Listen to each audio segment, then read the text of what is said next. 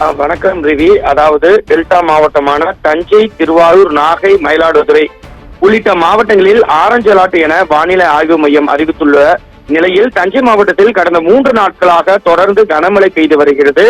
இதனிடையே நேற்றும் இன்றும் மாணவர்களின் நலன் கருதி பள்ளி கல்லூரிகளுக்கு விடுமுறை என தஞ்சை மாவட்ட ஆட்சியர் பிரியங்கா பங்கஜம் அறிவித்துள்ளார். மேலும் விடிய விடிய பெய்து வரும் இந்த கனமழையால் தஞ்சை மாவட்டத்தில் திவான் நகர் என்ற பகுதியில் திடீரென வீடு ஒன்று இடிந்து விழுந்து சேதமானது. இதனால் யாருக்கும் எந்தவித அசம்பாவிதமும் ஏற்படவில்லை. மேலும் மானம்சாவடி அருகே உள்ள மிஷின் மேட்டுத்தெரு பகுதியில் சாலையில் ஆறுகளைப் போல பெருக்கெடுத்து ஓடும் சாக்கடை கழிவு நீரால் பொதுமக்கள் அவதியுற்றும் வருகின்றனர்.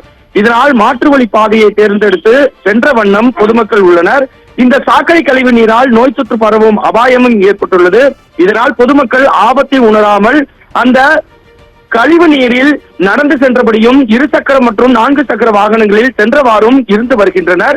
உடனடியாக இதனை மாநகராட்சி சார்பில் அப்புறப்படுத்தி வடிகால் வசதியை ஏற்படுத்தி கழிவு நீரை அகற்றிடுமாறு அப்பகுதி மக்கள் கோரிக்கையும் வைக்கின்றனர். தஞ்சாவூர் மாவட்டத்தில் கடந்த 24 மணி நேரத்தில் நேற்று காலை 6 மணி முதல் இன்று காலை 6 மணி வரை மஞ்சள் ஆறு பகுதியில் 196 மில்லிமீட்டரும், கும்பகோணத்தில் 179 மில்லிமீட்டரும் மழை அதிகபட்சமாக பதிவாகியுள்ளது. மாவட்டம் முழுவதும் 37 வீடுகள் சேதமடைந்து 7 கால்நடைகள் உயிரிழந்துள்ளதாக மாவட்ட நிர்வாகம் சார்பில் தெரிவிக்கப்பட்டுள்ளது. ரவி.